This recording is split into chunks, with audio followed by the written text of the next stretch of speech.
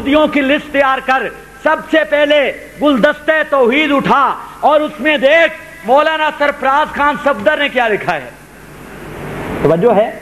کہتا ہے من دون اللہ سے انبیاء اولیاء مراد لینا کس کا کام ہے؟ وہ بولو کس کا کام ہے؟ اب ذرا دیکھو اس فتوے کا اثر دیکھو. میں نے اس لیے ظالم کہا. ہاں ایک ذرا وہ سامنے دیکھ لو. من دون اللہ ومن اضل ممن یدعو من دون اللہ، جن فرشتے یا انسانوں میں سے انبیاء اولیاء یا شہداء ہوں، یہ لوگ اپنی طبی عمر پوری کر کے اللہ کے ہاں بہشتوں میں پہنچ چکے ہیں. اب اگر کوئی اس دنیا میں کھڑا ہو کر پکارتا ہے تو وہ اتنی دور سے اس کی پکار کیسے سن لیں گے؟ اتنے دور سے اس کی پکار کیسے سن لیں گے؟ اور یہ دیکھ لیں معالم العرفان فی دروس القرآن جلد 16 اور صفحہ 799. 700 صوفی عبدالحمید سباتی جانتے ہو نا؟ وہ جانتے ہیں زیادہ جان دینا. صوفی عبدالحمید اے جادو وہ جو اے منہ منگی موت ہے میرا پتر، بار بار رکھ دے منہ منگی موت، منہ منگی انج ہوندی ہے موت. ذرا دیکھ اس کو. اور مولوی امین کہتا ہے من دون اللہ سے، اور اس کی اپنی تقریر کٹھیالہ سیدہ کی میرے پاس کیسٹ محفوظ ہے. وہاں پر یہ ظالم خود بکواس کرتا ہے کہ انبیاء بتوں والی ایتیں مماتی انبیاء اور یہاں پر فٹ کرتے ہیں. میرا دوستو ذرا توجہ کرو، یہ وہ اکاڑوی نے کہا اور اس ظالم نے خود کہا. اب میں پوچھتا ہوں کہ یہودیوں کی لسٹ تیار کر تو پہلا نام آئے گا. ہم تو مولانا صفدر صاحب کا احترام کرتے ہیں، لیکن تیرے ماسٹر نے یہودی کہہ دیا. گلدستہ توحید اٹھا، یہ نور الحسن شاہ صاحب کی توحید و شرک کی حقیقت یہ کتاب اٹھا، اور اسی طریقہ سے براہین آل سنت دوست محمد قریشی کی اٹھا. ان سب کتابوں کے اندر انہوں نے صاف لکھا کہ انبیاء اولیاء من دون اللہ سے مراد ہوتے ہیں. اور سب سے بڑی بات اموات غیر و احیاء کی تفسیر میں حضرت تھانوی نے لکھا، اموات غیر و احیاء کی تفسیر میں علامہ عثمانی نے لکھا، اور صاحب کشف الرحمان نے لکھا، روح المعانی والے نے لکھا. تو اب ذرا پتا چلا کہ ماسٹر اکاڑوی نے تمام اکابرین کو یہودی بنا دیا. کہتے ہیں کہ ماسٹر کو ظالم کہہ دیا. اب بتاؤ ایمان سے یہ ظالم ہے یا نہیں؟ جس نے مولانا سرفراز صاحب صفدر کو یہودی کہہ دیا، جس نے نور الحسن شاہ بخاری کو یہودی کہا، جس نے حضرت تھانوی کے بارے میں یہ بکواس کیا، جس نے شبیر احمد عثمانی کے بارے میں یہ بکواس کیا. اور اگر میں بات غلط کروں ذرا آ سامنے اور انہی عبارتوں پہ گفتگو کر لے، اسی پہ مناظرہ رکھ لے. ماسٹر یہ کہتا ہے اور من دون اللہ سے مراد تمام اکابرین علماء دیوبند قرآن مقدس کے اندر، اور انہوں نے اپنی طرف سے نہیں، قرآن کہتا ہے کہ من دون اللہ سے مراد نبی بھی ہوتے ہیں اور ولی بھی. وَإِذْ قَالَ اللَّهُ يَا عِيسَى ابْنَ، آگے أَنْتَ قُلْتَ لِلنَّاسِ اتَّخِذُونِي آگے ذرا پڑھو. الہین من دون اللہ، حضرت عیسیٰ نبی ہیں اور حضرت مریم ولیہ.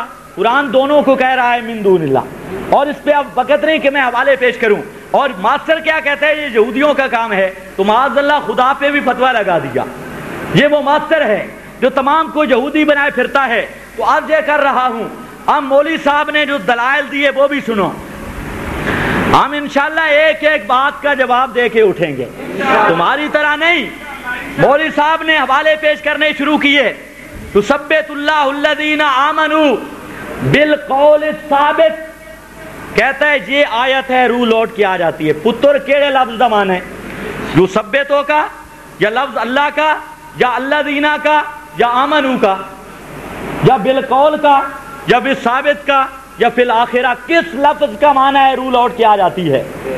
کس لفظ کا معنی ہے؟ ہمت کر اور اسی آیت کے ترجمے سے دکھا دے. روح لوٹ کے آ جاتی ہے. 10 لاکھ روپے پہلے بھی کہا ہے، 5 اور بھی ساتھ ملا لیتے ہیں.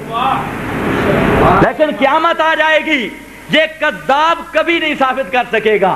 اور پھر کہتے ہیں تُعَادُ رُوحُ فِي جَسَدِهِ. یہ آیت ہے؟ آیت نہیں نا. اب ذرا سنو، اس پر اس نے حوالہ پیش کیا خازن کا، معالم کا اور چند تفسیر کا۔ یہ میرے پاس صفحہ ہے 162 اس کتاب کے اندر لمبی بات کرتے ہیں، جس کا خلاصہ یہ کہتا ہے اہل السنت والجماعت اور علماء عقائد جن امور کو عقائد کہتے ہیں ان کے ہاں وہ سب قطعی ہیں اور ان کے دلائل بھی قطعی ہیں، وہ سب کے سب ضروریات دین سے ہیں اور ضروریات دین کا انکار یا تعویل دونوں کفر ہیں۔ عقیدہ کوئی بھی ایسا نہیں، توجہ ہے، عقیدہ کوئی بھی ایسا نہیں ہے جو غیر قطعی ہو، جس کا انکار یا تعویل کفر نہ ہو یا جس کا ثبوت ظنی دلیل سے ہو سکتا ہو۔ ہم نے ضروریات دین اور ان کے اندر تعویل عقائد کے اس بات کے لیے جن دلائل کی ضرورت پیش آتی ہے اپنی کتاب ازالۃ الرحم میں قدر بس سے بحث کر دی ہے۔ آگے لکھتے ہیں وہ قطعی دلائل ہیں کیا؟ قرآن کریم، خبر متواتر اور اجماع امت کا جو تواتراً ثابت ہو، اجماع امت کا جو تواتراً ثابت ہو۔ کتنے دلائل قطعی بن گئے؟ قرآن مقدس کی آیت اور حدیث متواتر اور اجماع امت کا جو قطعیت کے ساتھ حاصل ہو۔ یہی بات انہوں نے اس تبرید النوازل میں لکھی، یہی بات ازالۃ الرحم میں لکھی۔ میرا دوست توجہ کر، اس دن بھی میں نے کہا تھا، آج پھر کہہ رہا ہوں کہ صفدری اصولوں کے مطابق، مولانا سرفراز خان کے اصولوں کے مطابق صرف ایک دلیل پیش کر دے، میں تیری بات مان لوں گا، لیکن نہ خنجر اٹھے گا نہ تلوار ان سے، یہ کنجر میرے آزمائے ہوئے ہیں۔ یہ دیکھیں اب یہاں پر بات کیا ہے؟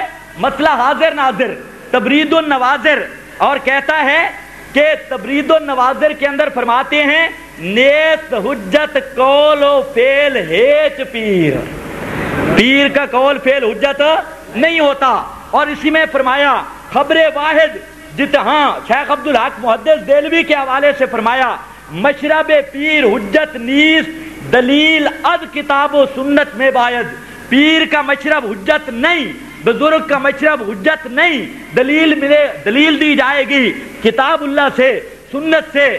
اور یہ اتمام البرہان ہے، اس کے اندر مولانا سرفراز صاحب نے لکھا ہے کہ اگر تم 10 بزرگوں کے حوالے پیش کرو، توجہ ہے، 10 بزرگوں کے حوالے پیش کرو، 10,000 کے پیش کرو، کہتا ہے 10 لاکھ کے، 10 ارب کے، اور کہتا ہے 10 خرب کے، بلکہ 10 خرب کے، 10,000 خرب کے بھی اگر تم قول پیش کر دو تو ایک حدیث کے مقابلہ میں سب مردود ہوں گے۔ کتنے خراب بلا؟ کتنے خراب؟